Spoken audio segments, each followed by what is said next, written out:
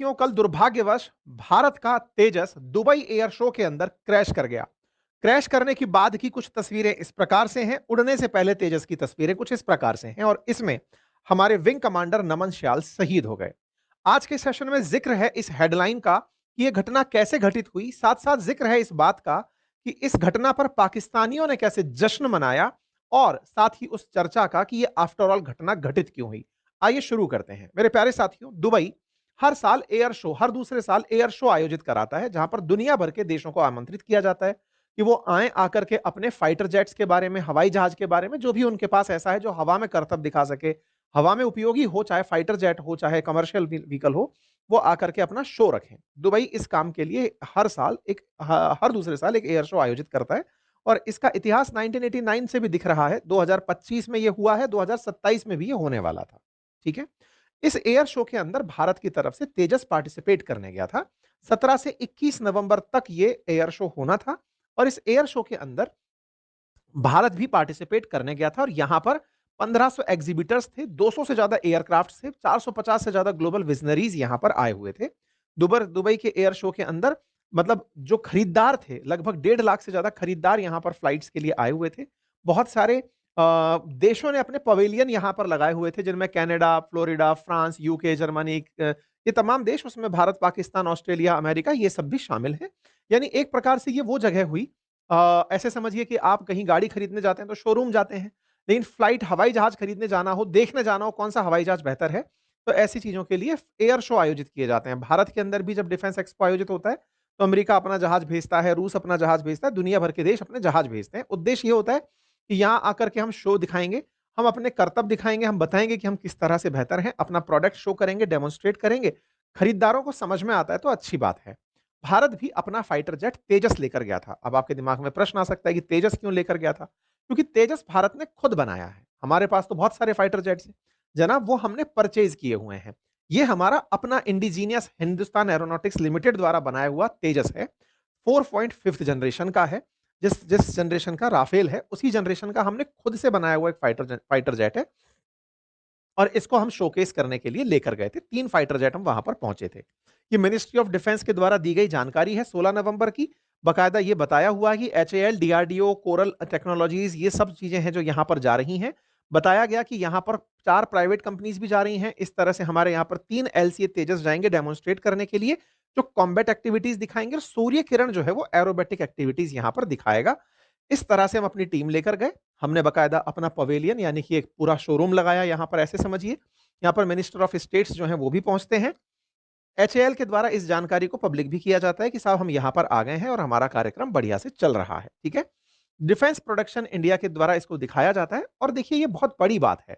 भारत उन देशों में शुमार है जो अपना फाइटर जेट बना रहे हैं और फाइटर जेट बनाकर दुनिया को दिखाने जा रहे हैं कि देखिए ये हमारा प्रोडक्ट है और हम इसे बेचना चाहते हैं। दुनिया में जितने भी बड़े देश हैं, चाहे अमेरिका हो, रशिया हो, चाइना हो, इन सब का उद्देश्य प्राइमरी, फ्रांस हो, यूके हो, कनाडा हो, इनका उद्देश्य है कि फाइटर जेट ना केवल खुद के पर्पस के लिए बल्कि दुनिया को बेचा जाए। दुनिया में इतने युद्ध नहीं हो रहे हैं कि हर दिन आपको फाइटर जेट की जरूरत पड़े, लेकिन खुद की सुरक्षा के नाम पर एक इंश्योरेंस पॉलिसी की तरह से है। जिस तरह से लाइफ इंश्योरेंस, टर्म इंश्योरेंस बेचा जाता है कि आपके स्वास्थ्य के लिए बढ़िया रहेगा, ऐसे ही फाइटर जेट, न्यूक्लियर बॉम्ब्स, ये तमाम एलआईसी की तरह से बेचे जाते हैं, आपके इंश्योरेंस की तरह से बेचे जाते हैं कि साहब ले लो, आपके लिए बढ़िया रहेगा, क्या पता युद्ध हो जाए। नहीं हो तो पड़ोसी से झगड़वा देते हैं कि जो झगड़ा करो इनको, ताकि डर लगे तब जाकर लगे। ये बिल्कुल वैसे ही, ये गाड़ी में बैठकर जा रहे हो, आपका ऐसे एकदम मौत से बिल्कुल छू कर आप निकले तो आपको डर लग जाता है, अरे यार जिंदगी तो बहुत कीमती है, चलो इंश्योरेंस ले लेते हैं। कुछ ऐसे दुनिया में वॉर का और वॉर के साथ डिफेंस इक्विपमेंट का सेल चलता रहता है। भारत भी अब उन देशों में शामिल हो चुका है जो शोकेस करने गए हैं अपनी प्रतिभा का कि देखो हमारा अपना बनाया हुआ तेजस है, हम इसको लेकर पहुंचते हैं। एलसीए तेजस ये रहा आपके सामने दुबई एयर शो के अंदर, ये अपनी एक्टिविटीज कर रहा है। अब आप जब इस तेजस को उड़ते हुए देख रहे हैं तो इससे आप अंदाजा लगा सकते हैं कि ये कितना तेज फाइटर जेट है। आप इस तरह से इसे करतब दिखाते हुए देख सकते हैं। अब आप कहेंगे सर तो क्या करतब करने वाला फाइटर जेट है क्या? जी नहीं।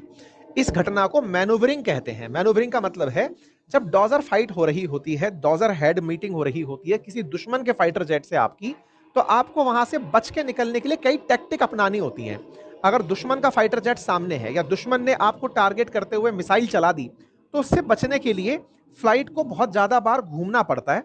जनरली आप जिन फ्लाइट्स में बैठकर चलते हैं, हवाई जहाज़ों में बैठकर चलते हैं, वो बिल्कुल इतने से हिलते हुए चलते हैं और थोड़ा बहुत टेढ़े-मेढ़े होते हैं जिनमें आप और हम यात्रा करते हैं। लेकिन आप सोचिए कि जब फाइटर जेट उड़ रहा है, तो वो फाइटर जेट परपेंडिकुलर यूँ भी उड़ जा रहा है, ज़मीन की तरफ भी निकल के चला जा रहा है, पलटी भी मार जा रहा है। अर्थात आप सोचिए कि जो पायलट अंदर बैठा हुआ है, उस पायलट का दिमाग कितना तीव्र होता होगा, कितना मजबूत होता होगा, उसका दिमाग में बह रहे खून पर क्या कंट्रोल होगा कि वो जब इसका हवाई जहाज यूं उल्टा होकर चक्री काट रहा है, उसे चक्कर नहीं आ रहे हैं। आप और हम अगर एक बार चक्कर काट लें, उल्टा यूं चक्कर काट दें, उतने में ही गश खा जाएंगे।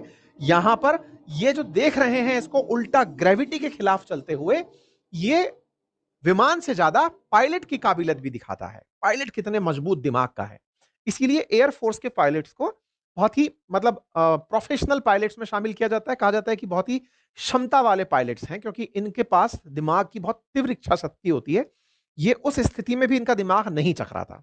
तो साहब ये शेड्यूल था 21 नवंबर का। हमारे अमेरिकी F-35 के बाद हमारे तेजस को डेमोन्स्ट्रेशन के लिए उड़ना था। जब डेमोन्स्ट्रेशन के लिए उड़ने वाला था, उड़ गया था, उसके बाद जब अपनी मैन्यूवरिंग एक्टिविटी कर रहा था, उस समय ये सीधा जमीन पर आता है, धाड़ से लैंड हो जाता है। आप इसको देखें तो ये गया, ये और यहां आ गया। इस घटना के बाद में सब तरफ से एक सवाल खड़ा हुआ और वो ये कि हुआ क्या? तो फ्लाइट जो थी ना वो नीचे की तरफ आ रही थी। ये 2200 किलोमीटर प्रति घंटे की रफ्तार से चलने वाला फाइटर जेट है। अब इतनी तेज रफ्तार में ये ग्रेविटी के खिलाफ, मतलब धरती इस तरफ खींच रही है और ये उसी दिशा में नीचे चल रहा है। व्यक्ति जो बैठा हुआ है वो अगेंस्ट ग्रेविटी है, यानी उसकी थॉट ऊपर की तरफ, वो हल्का महसूस कर रहा है क्योंकि वो तेजी से नीचे जा रहा है। ये बिल्कुल वैसे समझिए जैसे आप कई बार जब झूला झूल रहे होते हैं बिग व्हील के ऊपर, बिग जाइंट व्हील के ऊपर, झूला जब नीचे आ रहा होता है तो आपको हल्की गुदगुदी सी होने लगती है और आप अधर अधर महसूस करने लगते हैं। अगर झूले पे अगर आपको याद किया हो, वो जो रोलर कोस्टर घूमता है, एग्जैक्टली इस फ्लाइट में सोचिए कि वो इतना तेजी से नीचे जा रहा है कि उसने ग्रेविटी को मैच वो हटा रखा है, हरा रखा है। उस स्पीड से नीचे जा रहा है कि आपको लग रहा है कि मैं तो ऊपर उठ गया हूं। कहा जा रहा है कि उस समय उनके साथ कुछ ऐसी घटना घटी पायलट के साथ कि वो कैलकुलेट नहीं कर पाए कि आगे क्या है। ऐसा विशेषज्ञों का कहना है। आप और हम स्पेक्टेटर्स हैं, हम दर्शक हैं, हम देख रहे हैं, विशेषज्ञों का ऐसा मानना है। ठीक है। इस दौरान न्यूज एजेंसी एपी के मुताबिक यह घटना भारतीय समय अनुसार शुक्रवार को 3:40 पर हुई। और यह कहां हुई? तो एयरपोर्ट बना है अल मखतूम एयरपोर्ट, वहां पर एयर शो के दौरान हुई। इंडियन एयरफोर्स ने अपनी तरफ से इस जानकारी को पब्लिक किया। आप हैं वो पायलट नमन श्याल जो इस फ्लाइट को उड़ा रहे थे। साथियों, पायलट की क्षमताएं हैं जो आप मिलती हैं फाइटर जेट के साथ तब कुछ नया करतब दिखा पाती हैं। आपने बखूबी अपने कार्य को किया। आप उतने ही देशभक्त हैं जितने और पायलट्स रहे।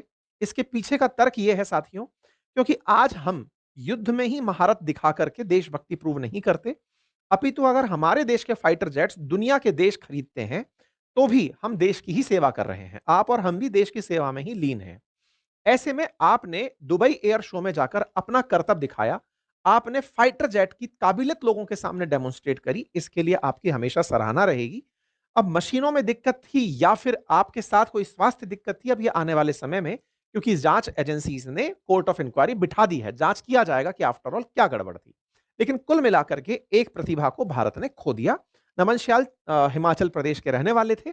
उनकी वाइफ जो है वो भी एयरफोर्स में ही है और वो ग्राउंड ऑफिसर के पद पर तैनात है।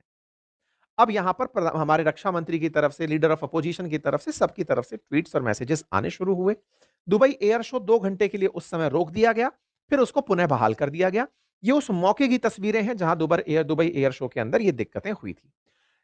एचएएल ने एचएएल की वेबसाइट पर जब आप जाकर देखेंगे तो आपको यहां पर एलसीए तेजस नजर आएगा। और भी बहुत सारे फाइटर जेट्स हैं जिसके अंदर वो सर्विसिंग करते हैं या मेंटेन करते हैं। हिंदुस्तान एरोनॉटिक लिमिटेड ने एचएएल को single seater fighter for navy, air force और नेवी के लिए बनाया हुआ है। तेजस का निर्माण 1983 से चल रहा है। 2021 में जाकर भारत सरकार ने 83 मार्क 1 खरीदने का प्रपोजल दिया। 2025 में पहले एचएएल के जो तेजस है उसने उड़ान भरी और 2030 तक हम 180 फाइटर जेट्स को एचएएल से बनवाकर एयरफोर्स में शामिल कर लेंगे। यह बहुत खास फाइटर जेट है, 4.5 जनरेशन का फाइटर जेट है। 3000 किलोमीटर तक एक बार में उड़ सकता है। 600 करोड़ की कीमत है और 16,000 मीटर सर्विस सीलिंग है और 2200 किलोमीटर की स्पीड से यह चलता है।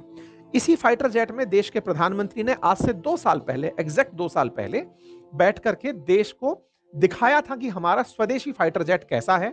प्रधानमंत्री बैठ करके एलसीए तेजस में जितने भी मतलब दुनिया भर के प्रोडक्ट मैन्युफैक्चरर हैं, उन्हें भी ये विश्वास दिलाए थे कि हमारा फाइटर जेट इतना उन्नत किस्म का है कि हम ट्रस्ट करते हैं हमारे प्रोडक्ट पर। ठीक है साहब? अब एचएएल के अंदर ये सॉरी हमारे फाइटर जेट के अंदर कुछ इस प्रकार की मैन्यूवरिंग एक्टिविटीज के बाद में चर्चा निकली कि सर ये कुछ पीछे से इसमें से निकल रहा था, कहीं इस वजह से तो नहीं था। नहीं, ये सब दिखाने के लिए उस समय की घटनाएं होती हैं। एलसीए तेजस की मैन्यूवरिंग को देखकर, मतलब जिस तरह से ये पलटियां मारता है, उसे देख करके दुश्मन इस बात से डरता है कि ये फाइटर जेट अगर हमारे सामने आ गया, क्योंकि आप देख रहे हैं जैसे पानी के अंदर डॉल्फिन चक्कर काटती है ना, बिल्कुल उस तरह से ये फाइटर जेट जो है ना पलटी मार रहा है। आप सोचिए कि ये पायलट बैठा हुआ है, पायलट मतलब मजबूती से बैठा हुआ है, आप अंदाजा लगाइए। इस फाइटर जेट के उड़ने से आप अंदाजा लगा सकते हैं कि क्या बेहतर किस्म का सामंजस्य है मशीन के साथ पायलट का। ये हमारा फाइटर जेट तेजस है, और इस फाइटर जेट तेजस को देखकर दुनिया में डर है कि यार ये 600 करोड़ रुपए में अगर इंडिया वाले इतना बढ़िया माल बनाकर दे रहे हैं, तो दुनिया के और जो फाइटर जेट्स हैं, चाहे राफेल बिकने में आ रखा हो, चाहे चाइनीज फाइटर जेट आ रखा हो, चाहे अमेरिकी फाइटर जेट आ रखा हो, उन्हें तो कंपटीशन मिलेगा ना। उन्हें कंपटीशन मिलेगा इंडियन फाइटर जेट से। तो आप सोचकर देखिए, जब राफेल के खिलाफ इतनी मिस इंफॉर्मेशन फैलाई गई हो पाकिस्तान और चीन के द्वारा ताकि चाइना के फाइटर जेट बिक सकें, विचार करिए कि तेजस के खिलाफ कितना कुछ करेंगे। राफेल तो फ्रांसीसी फाइटर जेट था, उसके लिए इतना माहौल बनाया गया। स्वदेशी हमारा है, उसके खिलाफ चाइना वालों की क्या नतीजे होंगे। और सोचकर देखिए उन लोगों का क्या जो केवल ताली पीटने के लिए पैदा हुए हैं। मैं पाकिस्तानियों की बात कर रहा हूं, जिनका कोई फाइटर जेट नहीं है, चंदे के पैसे से जो कि आतंक के नाम पर उन्हें मिलता है, उससे वो चाइना से अपने फाइटर जेट खरीदते हैं, या उससे वो अपने लिए डिफेंस इक्विपमेंट खरीदते हैं, और वो खुश हैं इस बात पर कि देखिए भारत का फाइटर जेट गिर गया।